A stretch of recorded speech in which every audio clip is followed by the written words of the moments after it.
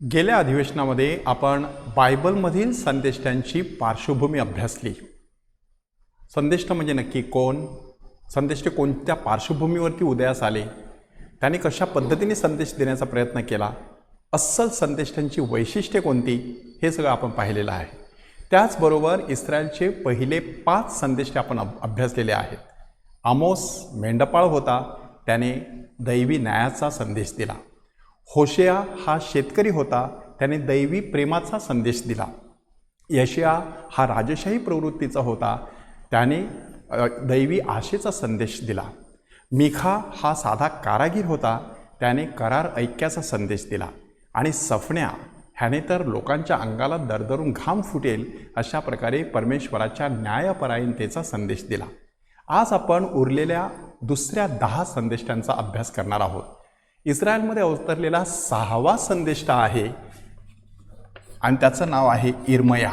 अतिशय प्रसिद्ध आणि सर्वांना परिचित असलेला हा संदेष्टा इर्मया. इर्मया संदेष्टाने 46 वर्षे कार्य केलं, म्हणजे इसवी सन पूर्व 626 ते 580 ह्या 46 वर्षामध्ये त्याने परमेश्वराचा संदेश देण्याचा प्रयत्न केला. म्हणजे इर्मया संदेशाचं संपूर्ण जर पुस्तक बघितलं तर त्या पुस्तकामध्ये एकूण 7 वेगवेगळे राजे होऊन गेलेले आहेत. त्या सगळ्या राजांची कारकीर्द कुठे ना कुठे नमूद करण्यात आलेली आहे. तुमचा पर्सनल होमवर्क असा आहे की ते 7 राजे तुम्ही शोधून काढण्याचा प्रयत्न करायचा. परंतु इर्मया संदेष्टा ज्यावेळेला प्रत्यक्ष कार्य करू लागला त्यावेळेला परिस्थिती कशी निर्माण झाली होती ती बघा. की त्यावेळेला असिरियाचं राज्य होतं ते हळूहळू खाली उतरत होतं आणि बाबिलोनचं राज्य जे आहे ते हळूहळू उदयास येत होतं. थोडासा नकाशा जर आपण बघितला तर आपल्याला ते चित्र अधिक स्पष्ट होईल. हा आहे गालिल समुद्र, ही आहे यार्देन नदी, हा आहे मृत समुद्र, इथे असिरियाचं राज्य आहे, ह्या ठिकाणी बाबिलोनचं राज्य आहे. आपल्या इस्रायलच्या राज्याचे 2 तुकडे पडलेले आहेत, इथे इस्रायल आणि इथे यहुदा. 721 मध्ये असिरियाने इस्रायलवरती हल्ला केला आणि ते इथून जेरुसलेममध्ये येण्याचा प्रयत्न करत होता. परंतु अशा वेळेला बाबिलोनचं राज्य उदयास आलं आणि त्यांनी 612 मध्ये असिरियाची राजधानी निनवे, अतिशय परिचित असा हा शब्द आहे. कोणता संदेशा त्याच्याशी संबंधित आहे? योना. योना संदेशाला निनवे मध्ये पाठवण्यात आलं होतं. त्याचा अभ्यास आपण लवकरच करणार आहोत. तर असिरियाची राजधानी असलेली निनवे ही 612 साली धुळीस मिळवण्यात आली आणि तिथे बाबिलोनने प्रवेश केला. आता इथे त्यांचा पराभव झाल्यामुळे बाबिलोन इथून इथे आला, इथून जेरुसलेममध्ये आलं. त्यांनी जेरुसलेमला अशा प्रकारे वेढा घातला आणि जेरुसलेमचं मंदिर उद्ध्वस्त केलं आणि लोकांना ह्या मार्गाने आपल्या बाबिलोनच्या मायदेशी ते घेऊन गेले. तर अशा प्रकारे ही जी घटना आहे ती अत्यंत महत्त्वाची घटना घडलेली आहे. ती घटना इर्मया संदेशाचा पुस्तकाचा अभ्यास करत असताना आपल्या लक्षात ठेवणं गरजेचं आहे. इर्मया हा असा संदेष्टा आहे की ज्याने आयुष्यात खूप दुःख सहन केलं, प्रचंड असं दुःख. त्याचं जे पाचारण आहे त्या पाचारणामध्ये खूप महत्त्वाचा मुद्दा दडलेला आहे की तू मातेच्या गर्भात असताना तुला तुझी आकृती ठाऊक नव्हती, तेव्हाच मी तुला निवडलेला आहे. म्हणजे तुझा जन्म होण्यापूर्वीच मी तुला पाचारण केलेलं आहे, मी तुला राष्ट्रांचा प्रकाश असं नेमलेलं आहे, मी तुला अभिषिक्त केलेलं आहे, मी तुला निवडलेलं आहे. हे इर्मयाचं पाचारण. आणि इर्मया आपली अपात्रता व्यक्त करतो की मी तर लहान बालक आहे, मला कसं हे शक्य आहे, हे शक्यच नाही.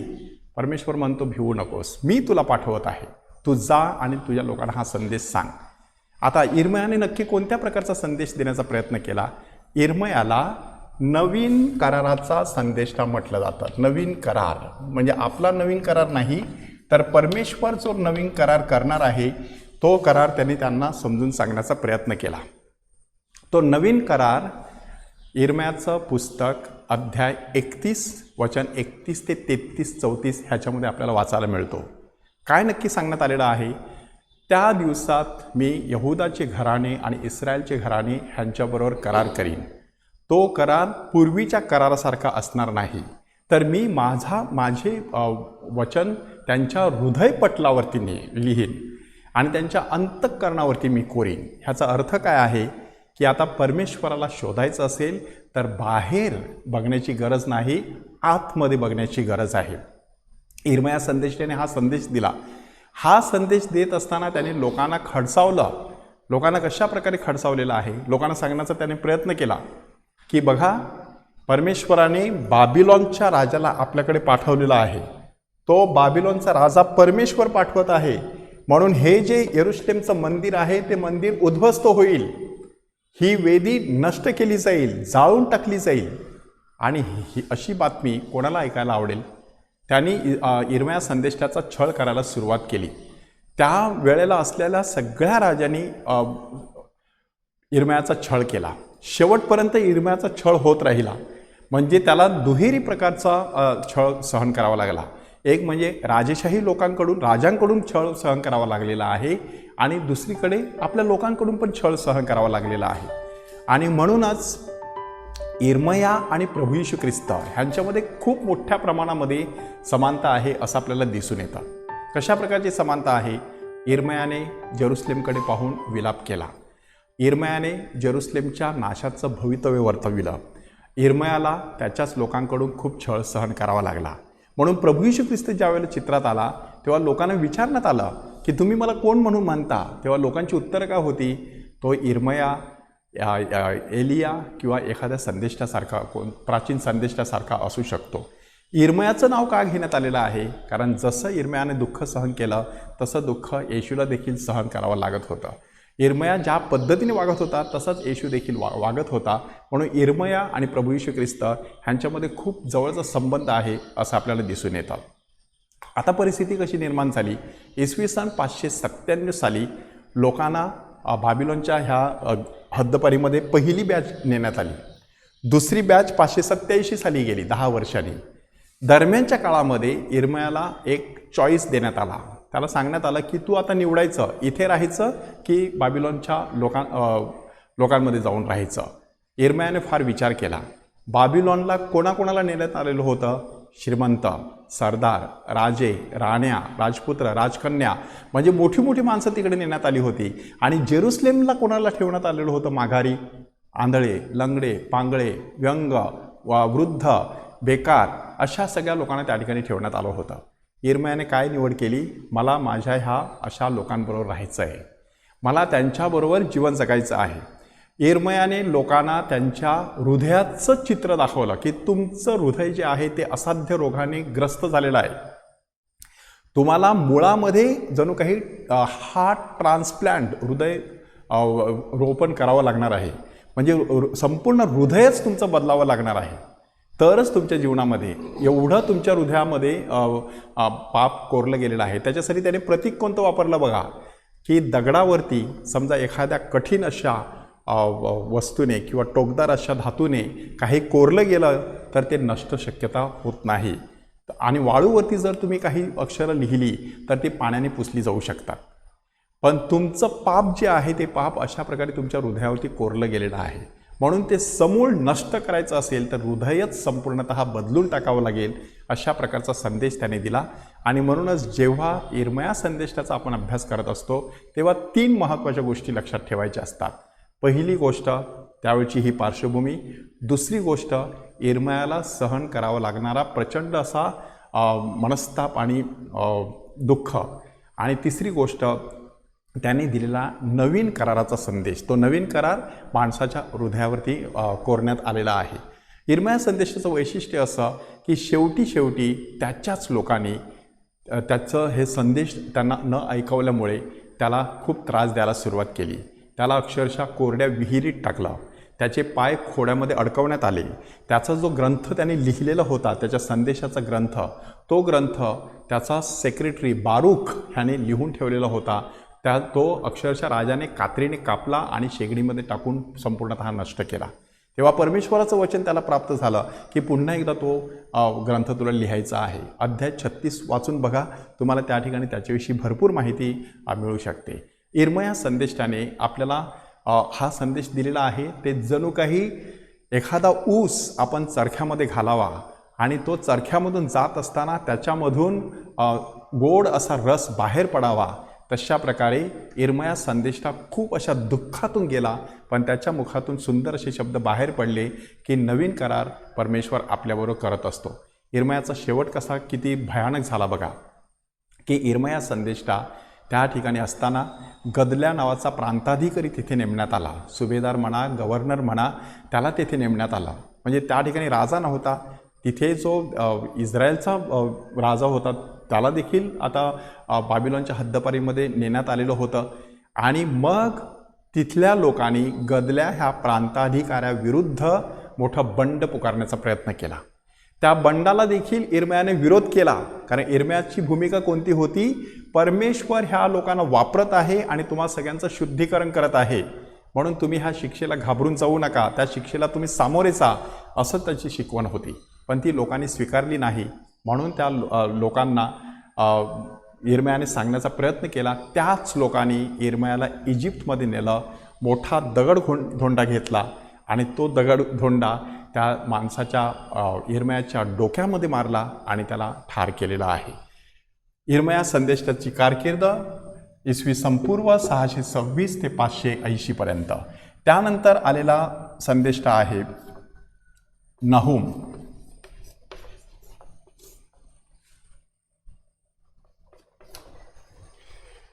नहूम संदेष्टाचं वैशिष्ट्य असं की नहूम ह्या संदेष्टाने निनवे ह्या नगरीचा पाडाव बघितला. तो पाडाव आपण बघितलेला आहे की 612 मध्ये झाला. 612 मध्ये नहूम ह्या संदेष्टाने आपला संदेश लोकांना दिलेला आहे. फक्त 3 अध्याय आहेत.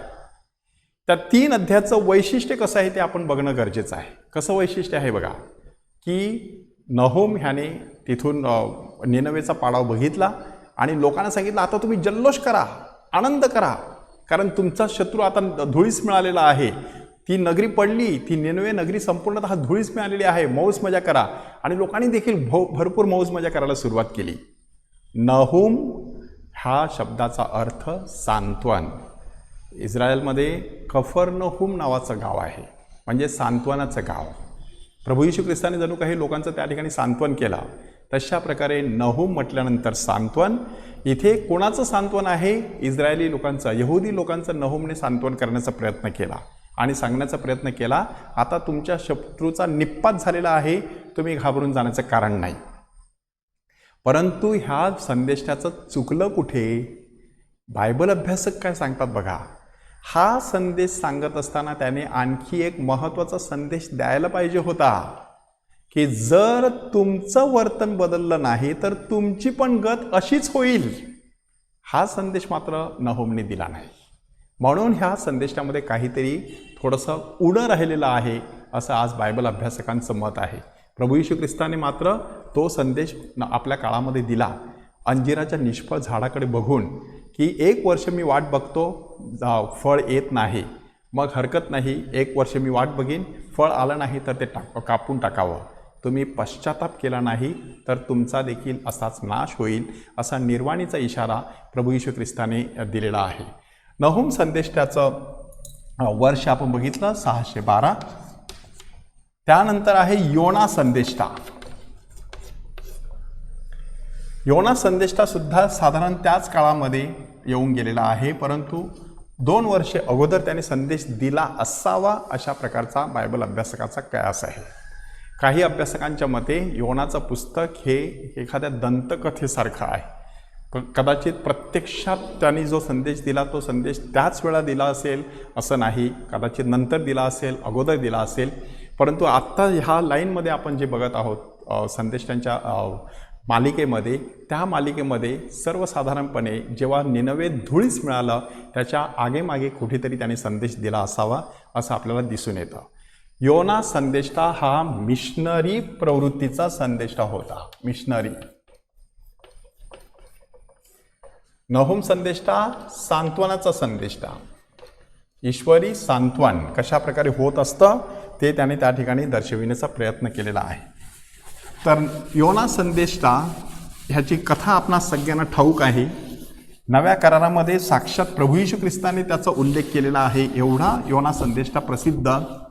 मिशनरी संदेष्टा अशासाठी की हा असा एकमेव संदेष्टा की जो आपल्या लोकांना, इस्रायली लोकांना संदेश देत नाही, तर इस्रायलच्या बाहेर जातो आणि तिथे निनवेच्या लोकांना संदेश देतो.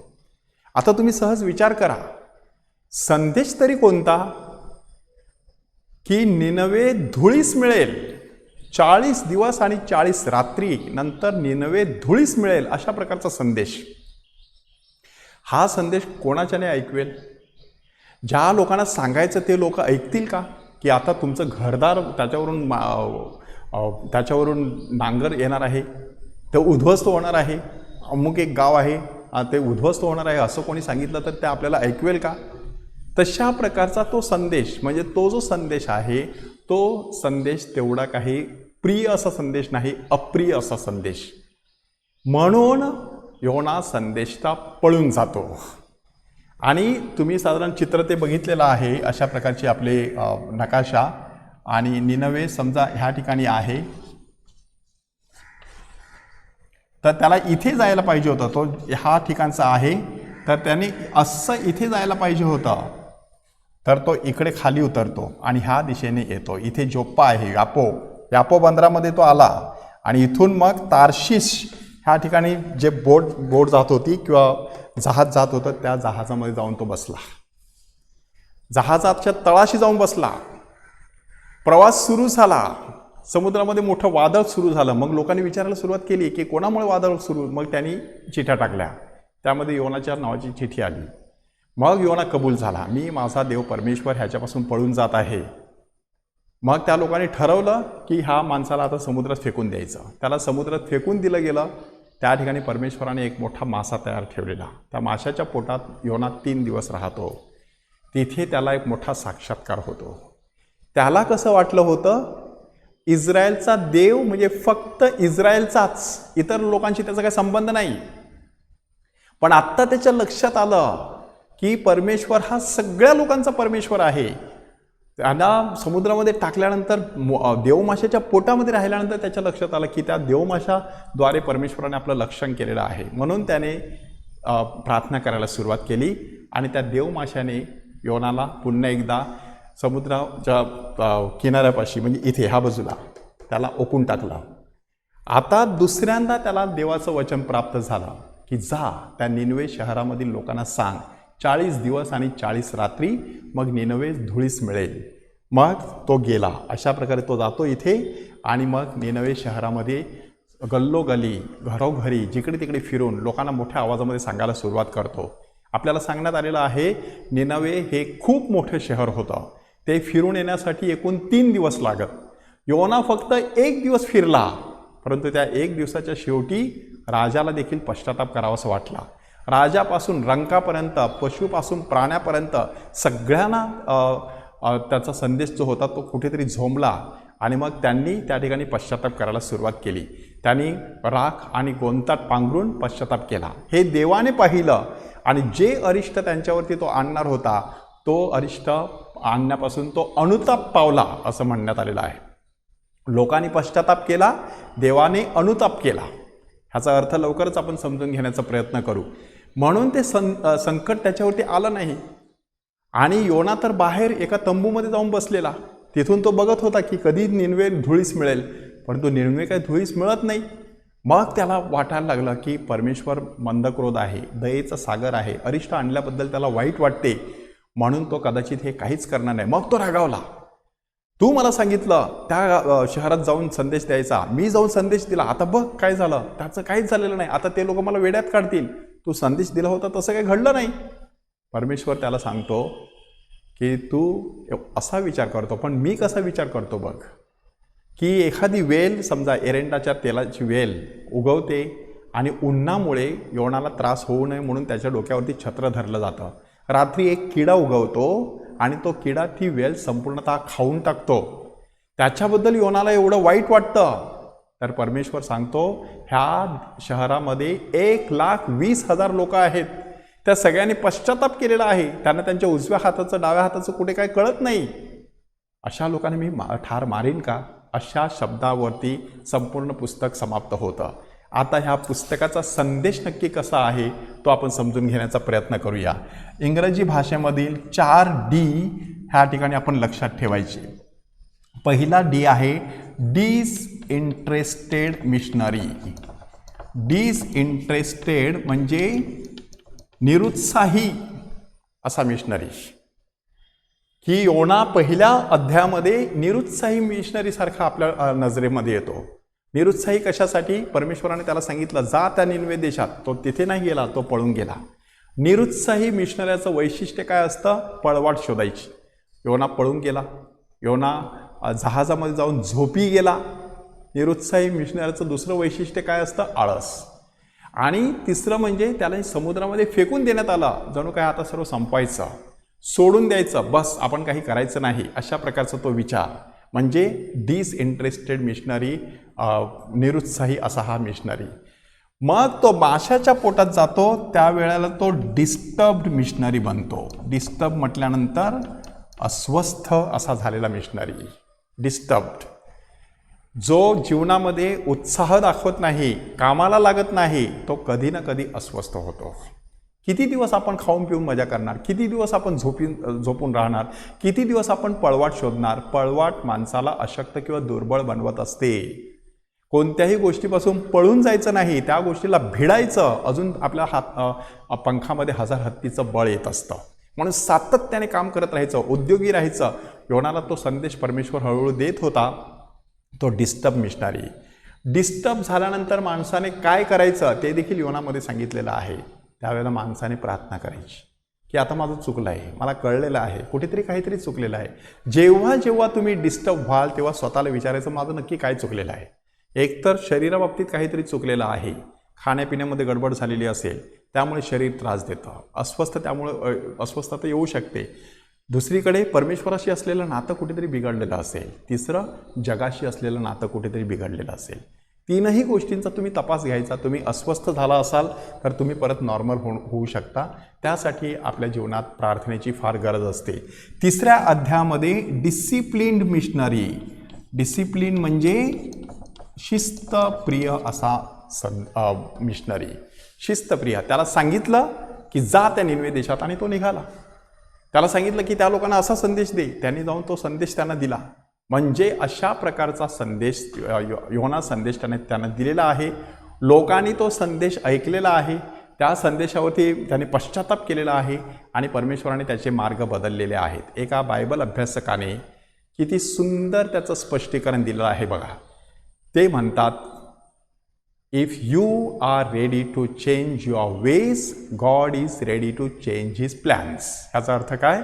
माणसाने जर आपले मार्ग बदलले तर परमेश्वर आपल्या योजना बदलायला तयार असतो. परमेश्वर योजना बदलायला तयार असतो. असा आपला हा परमेश्वर आहे. लवचिक आहे, प्रेमळ आहे. तो आपल्यात बदल जर झाला तर परमेश्वर देखील त्याच्या योजना सगळ्या रद्द करू शकतो. उदाहरणार्थ, एखाद्या डॉक्टराने एखाद्या माणसाला सांगितलं की बघा तुमचं लिव्हर खराब झालेलं आहे, आता जर तुम्ही दारू पिणं बंद केलं नाही तर तुमचं लिव्हर संपूर्णतः खराब होऊन तुम्हाला मृत्यू येणार आहे. म्हणजे योजना तयार आहे.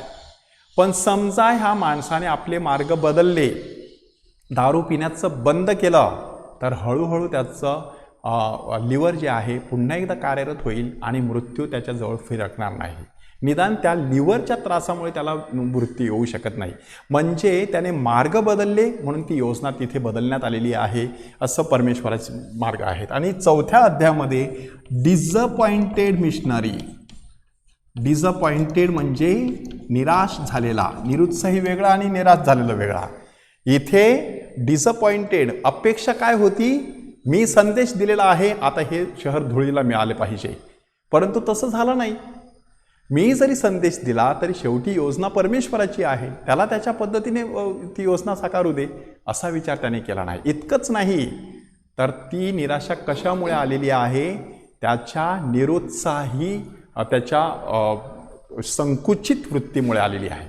संकुचित वृत्ती म्हटल्यानंतर की त्याला फक्त स्वतःपुरतं दिसत होतं. आपला देश, आपलं गाव, आपलं शहर, आपलं राष्ट्र, त्याच्यामध्ये परमेश्वर आहे. पण इथे नाही परमेश्वर.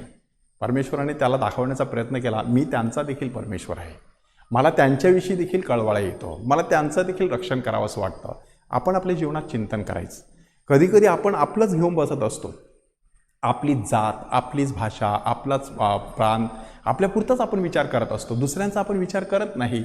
योना संदेष्टा, मिशनरी संदेष्टा जो आहे तो आपल्याला हा संदेश देत आहे. 9वा संदेष्टा आहे हबक्कुक. हबक्कुक ह्या शब्दाचा अर्थ आहे एक सुंदर अशी बाग. आणि हा जो संदेष्टा आहे तो ईश्वरी किंवा दैवी दानशूरतेचा संदेष्टा म्हटलं जातं. दानशूरता, दैवी उदारता किंवा दानशूरता.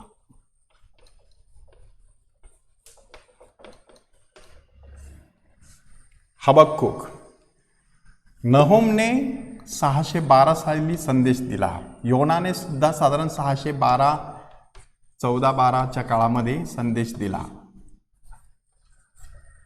हबक्कुकचा संदेश इसवी सन पूर्व 609 ते 597 ह्या काळातला आहे. परिस्थिती कशी निर्माण झाली होती आपण आत्तापर्यंत ऐकत आलेलो आहोत की बाबिलॉन आता बलिष्ठ राष्ट्र बनलेलं आहे. त्या बाबिलॉनने आता इस्रायलवरती आणि यहुदावरती हल्ला करण्याचा निश्चित केलं. 597 साली शेवटी ते राष्ट्र पूर्णपणे त्याने जेरुसलेमचं मंदिराला वेढा घातला आणि लोकांना बाबिलॉनच्या गुलामगिरीत नेलं. हे आत्तापर्यंत आपण ऐकलेलं आहे. त्याच्या अगोदर हबक्कुक नावाचा संदेष्टा परमेश्वराला प्रश्न विचारतो. त्या पुस्तकाचे एकूण 3 अध्याय आहेत. पहिल्या 2 अध्यायामध्ये 2 प्रश्न आहेत आणि तिसऱ्या अध्यायामध्ये त्याचं उत्तर आहे. पहिल्या अध्यायामध्ये प्रश्न कोणता आहे, हे परमेश्वरा तू आमचा असा छळ का मांडलेला आहेस, केवढा आमचा छळ आत्तापर्यंत तू मांडलेला आहेस की शत्रू राष्ट्रांकडून आमचा पराभवच होत राहिलेला आहे, आमची अशी परिस्थिती तू निर्माण का केलेली आहेस. पहिला प्रश्न. दुसरा प्रश्न, जर आम्हाला शिक्षा करायचीच होती तर तू स्वतः करायची होती, तुझ्या चांगल्या लोकांकडून करायची होती, ह्या परक्यांकडून कशाला करायची. ह्याच्यामागे काय दडलेलं आहे. त्या काळामध्ये 2 राष्ट्रे समजा एकमेकांविरुद्ध भांडत असतील तर ज्या राष्ट्राचा विजय होईल त्याचा देव श्रेष्ठ असं मानलं जायचं. आता हबक्कुकला स्पष्टपणे दिसत आहे की जर आमच्यावरती हल्ला केला गेला, आमच्यावरती दुसऱ्या लोकांची सत्ता चालू लागली तर आमचा देव काहीच नाही, त्याचं काहीच सामर्थ्य नाही, अशा प्रकारे तो निष्प्रभ ठरणार आहे, अशा प्रकारची विचारसरणी. म्हणून त्या ठिकाणी हबक्कुकने तो प्रश्न विचारलेला आहे की शत्रू राष्ट्रांचा कशाला विजय होऊ देतोस, तू विजयी झाला पाहिजे. आणि तिसऱ्या अध्यायामध्ये मात्र त्याचं एक उत्तर देण्यात आलेलं आहे. काय उत्तर देण्यात आलेलं आहे. हबक्कुक संदेशाचं पुस्तक अध्याय 3 वचन 16, 17, 18. अंजिराचे झाड फुलले नाही, द्राक्षे आली नाहीत आणि शेतात धान्य आलं नाही, गुरामध्ये गोठे दिसली नाहीत आणि कुठे काहीच मला यश मिळालं नाही, तरी देखील मी परमेश्वराच्या ठाई उल्हास करेन की नीतिमान विश्वासाने जगेल. दुसऱ्यांच्या संकटामुळे नीतिमान कधीच घाबरून जाणार नाही, तो विश्वासामध्ये अढळ राहील. आता ह्याच्यावरती आपण चिंतन करायचं. आपली प्रार्थना कशी असते, माझ्या घरामध्ये समृद्धी आली पाहिजे, माझ्या मुलाला चांगली मुलगी मिळाली पाहिजे, माझ्या मुलीला चांगली नोकरी मिळाली पाहिजे, माझ्या मुलाला मुलंबाळं झाली पाहिजेत, हे सगळं. पण समजा हे झालं नाही तर मग तुमची श्रद्धा कुठे असते. तो प्रश्न जणू काही हबक्कुक आपल्याला विचारत आहे. हा दैवी दानशूरतेचा संदेश का म्हणण्यात आलेला आहे की ह्याही परिस्थितीमध्ये परमेश्वर आपल्याला पुरवत राहील. कुठे काहीच नसलं, सगळी झाडं शेतं ओसाड पडली तरी देखील मला सगळं काही व्यवस्थितपणे मिळत राहील माझ्या परमेश्वराकडून. ही एक प्रकारची खात्री ह्या संदेशाने आपल्याला दिलेली आहे. आपण सहज चिंतन करायचं की आपली श्रद्धा एवढी मजबूत राहते की ती सहज कोणत्याही परिस्थितीला बळी पडत असते. हबक्कुक संदेशानंतर आलेला महत्त्वाचा संदेश आहे यहेजकेल. आता एकंदरीत पार्श्वभूमी आपल्याला ठाऊक आहे.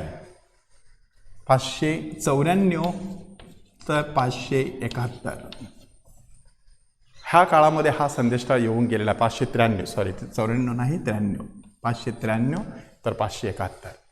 कारण बंदिवासाच्या 4थ्या वर्षी त्याला हे वचन प्राप्त झालं. बंदिवास 97 साली चालू झाला. आता मागे या तुम्हाला 93 हे साल मिळेल. 593 पासून 571 ह्या काळामध्ये यहेजकेल संदेष्टाने आपला संदेश दिलेला आहे. यहेजकेल संदेष्टाला पवित्र आत्म्याचा संदेष्टा म्हटलं जातं. पवित्र आत्मा.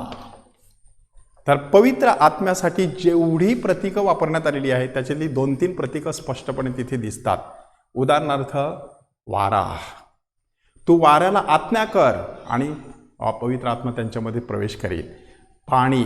मंदिराच्या उजवीकडून पाणी वाहत असताना मी पाहिले, तो पवित्र आत्म्याचा प्रवाह. आणि तिसरं प्रतीक आहे हात.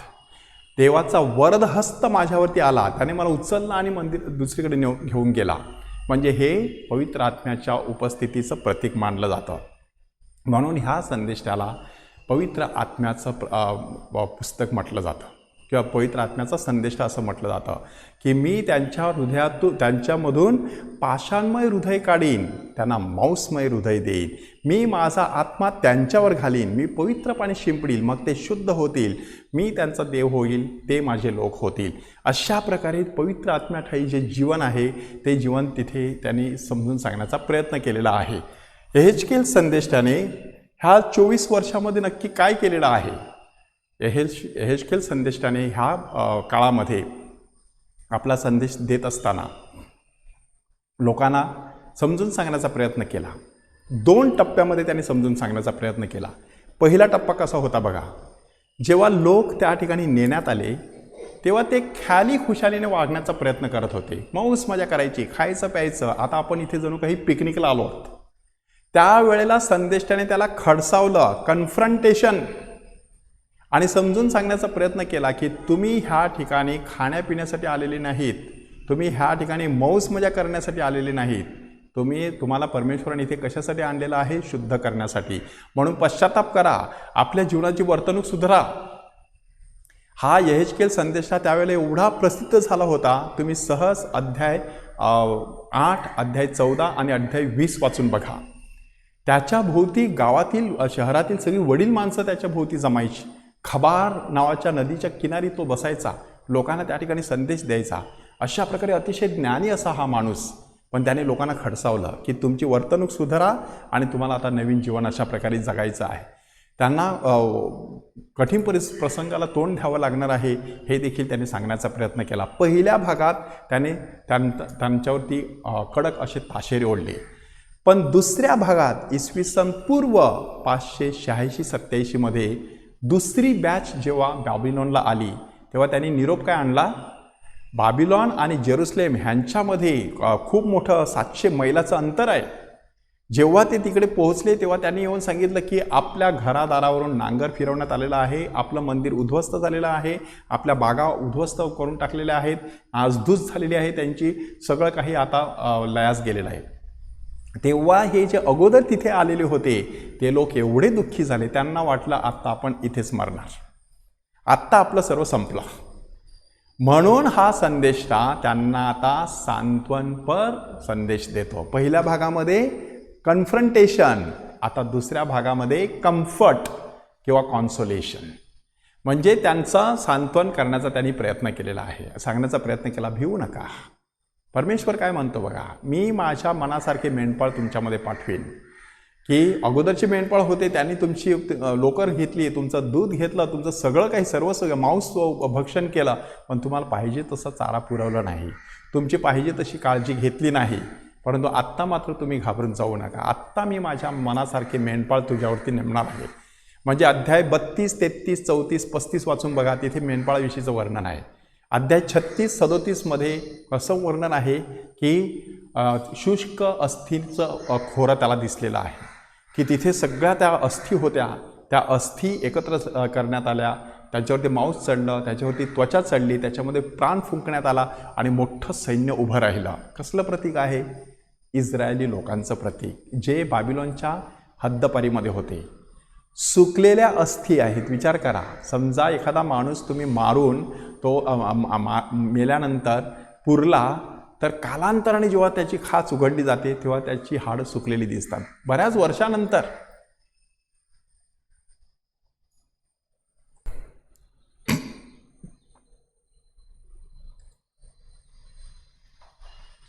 एखादा माणूस मरण पावला, त्याला तुम्ही दफनभूमीमध्ये पुरलं, काही वर्षांनी त्याची खाच उघडली तर आपल्याला त्या ठिकाणी शुष्क अस्थी म्हणजे कोरड्या अशा प्रकारचे हाडं दिसतात. कितीतरी वर्षानंतर ती हाडं कोरडी असतात. म्हणजे कितीतरी वर्षानंतर इस्रायल लोकांमध्ये अशा प्रकारे पूर्णपणे जीवन त्यांचं निघून गेलेलं होतं. ते शुष्क हाडासारखे झाले होते. पण त्यांच्या ठाई मात्र परमेश्वर आता नवीन बळ संचारणार आहे असा संदेश त्याने त्या ठिकाणी दिला. यहेजकेल संदेष्टाने हा संदेश दिल्यामुळे लोकांमध्ये देखील एक नवचैतन्य आलं. त्याने काही दृष्टांत पाहिले होते. ते दृष्टांत देखील लोकांना सांगितले की मंदिर परमेश्वराच्या गौरवाने भरलेलं मी पाहिलं. मंदिराच्या उजवीकडून पाणी वाहताना पाहिलं. लोक कुठे होते? बाबिलोनला. मंदिर कुठे होतं? जेरुसलेमला. कोणत्या अवस्थेमध्ये होतं? उद्ध्वस्त अवस्थेमध्ये. त्याही परिस्थितीत परमेश्वर सांगत आहे, मी ते सगळं मंदिर उभं करीन, त्याच्या बाजूने पाणी वाहील, लोक त्या ठिकाणी येतील, माझा गौरव करतील. अशा प्रकारे 48 अध्यायामध्ये यहेजकेल संदेष्टाने आपला संदेश, पवित्र आत्म्याविषयीचा संदेश आपल्याला दिलेला आहे. त्यानंतर आलेला संदेष्टा आहे ओबद्या. ओबद्या संदेष्टाच्या पुस्तकाचं वैशिष्ट्य असं की संपूर्ण जुन्या करारातील हे सगळ्यात छोटं पुस्तक आहे. कधी नक्की त्यांनी संदेश दिला ते ठाऊक नसल्यामुळे इसवी सन पूर्व 535 ते 435 ह्या 100 वर्षाचा कालावधी मानला जातो की ह्या 100 वर्षात कधीही त्यांनी तो संदेश आपला दिलेला असावा. काय नक्की संदेश दिला होता? आपण थोडीशी पार्श्वभूमी अभ्यासलेलीच आहे, परंतु आता ती अधिक चांगल्या प्रकारे अभ्यासण्याचा प्रयत्न करूया. की ज्या वेळेला इस्रायली लोकांना बाबिलोनच्या हद्दपारीमध्ये नेण्यात आलं, तेव्हा ते कसं नेण्यात आलं ते आपण बघितलेलं आहे. हा जो नकाशा आहे, इथून जेरुसलेमवरून आता बाबिलोनला लोकांना येणार आहे, त्यांना अशा प्रकारे नेण्यात आलं. इथे नक्की काय होतं? इथे इदोम किंवा अदोम, कालांतराने त्याला इदुमिया असंही नाव पडलं. म्हणजे हेरोद राजा इदुमियाचा होता. तर अदोम किंवा इदोम ही नावं नक्की कोणाची आहेत? तर जसं याकोबाला नाव मिळालं होतं इस्रायल, तसा त्याचा भाऊ एसाव ह्याला नाव मिळालं होतं अदोम. कारण अदोम म्हणजे तांबडा, त्याच्या अंगावरती केसाळ अशी त्वचा होती आणि तो तांबडा भडक दिसायचा, म्हणून त्याचं नाव अदोम दिलेलं होतं. तेच नाव तो ज्या ठिकाणी राहत होता, सेईर ह्या ठिकाणी राहत होता, इथे त्या ठिकाणाला हे नाव मिळालं. आता ह्याचा अर्थ काय? इस्रायल आणि अदोम हे एकमेकांचे भाऊ, सख्खे भाऊ, नुसते सख्खे नाही, जुळे भाऊ. विचार करा. अशा पार्श्वभूमीवरती आता जेरुसलेमचा पाडाव झाला, म्हणजे इस्रायलचा नाश झाला. आपल्या भावाचा नाश होतोय हे पाहून कोणत्या भावाला आनंद वाटेल? परंतु इथे मात्र ह्या भावाने आनंद व्यक्त केला. म्हणून अदोम अध्याय नाही, फक्त वचनच आहेत.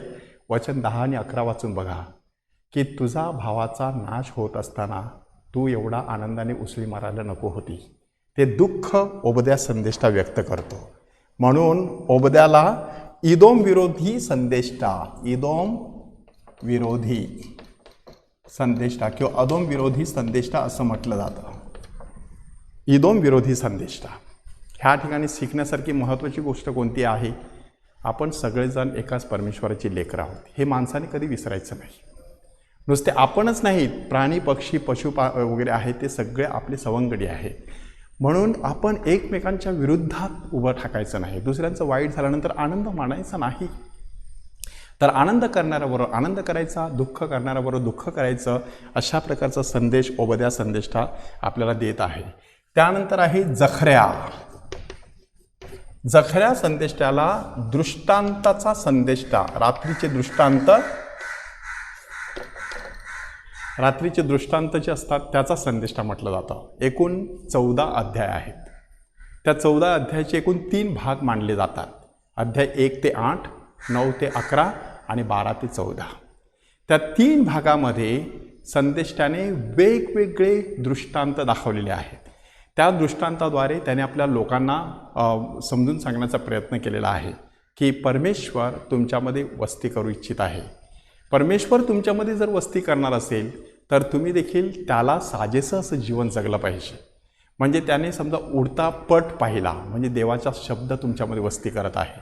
त्याने एक बास्केट पाहिली, ती बास्केट बंद होती, तिच्यावरचं त्याने झाकण काढलं, त्याच्यातून एक कुरूप अशी स्त्री बाहेर आली. ह्याचा अर्थ काय?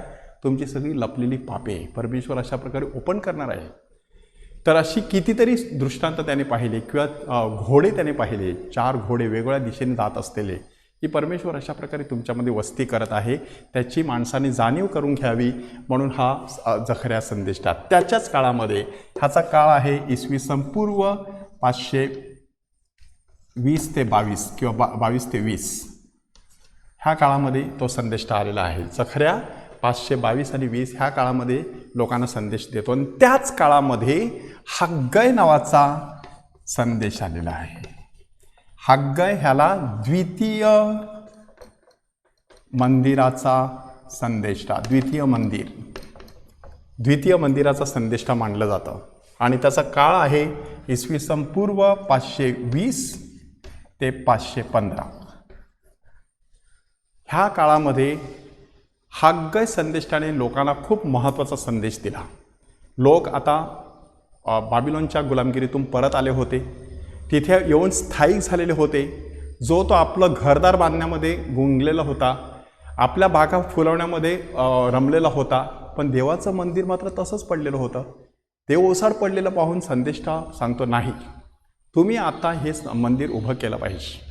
जर तुम्ही हे मंदिर उभं केलं तर नक्कीच परमेश्वर तुम्हाला आशीर्वाद देईल. कारण त्यावेळेला घटना कशी घडली, हे सगळं करत असताना दुष्काळ पडला. लोक विचारायला लागले, आमचा देव कुठे आहे? मग संदेशाने सांगितले, तुम्ही तुमचं देवाला मंदिर कुठे बांधलेलं आहे, आता मंदिर बांधा, तुम्हाला देखील फळ मिळत जाईल. लोकांनी हग्गायचा शब्द ऐकला, मंदिर उभारलं गेलं. आणि लोक सांगतात, पूर्वीपेक्षा हे मंदिर एवढं वैभवशाली दिसत नाही. कारण हा जो संदेश आहे हग्गाय त्यावेळेला 95 वर्षाचा होता असं काही बायबल अभ्यासकांचं मत आहे. त्याने अगोदरचं मंदिर पाहिलेलं होतं बालपणी. आता हे दुसरं मंदिर उभारलं जात आहे. आणि मग लोकांनी सांगितलं की पहिलं मंदिर होतं त्यामानाने हे मंदिर मोठं वाटत नाही. मग हग्गायने महत्त्वाचा प्रश्न विचारला, मंदिर कोणासाठी? मंदिर देवासाठी की लोकांसाठी? तुम्हाला काय वाटतं? देवाला मंदिराची गरज आहे? परमेश्वर म्हणतो की संपूर्ण स्वर्ग माझं राजासन आहे, पृथ्वी माझं पदासन आहे, तुम्ही माझ्यासाठी काय मंदिर बांधणार? मंदिर परमेश्वरासाठी नसतं, मंदिर आपल्यासाठी असतं, की जिथे आपल्याला एकत्र येईल, वातावरण निर्माण करता येईल, आपला परमेश्वर आपल्याला भेटेल, ही भावना जोपासून माणसाने मंदिरामध्ये जायचं असतं. म्हणून हा द्वितीय मंदिराचा संदेष्टा 12, 13 आणि 14वा संदेष्टा आहे मलाखी संदेष्टाने इसवी सन पूर्व 465 साली आपला संदेश दिलेला आहे.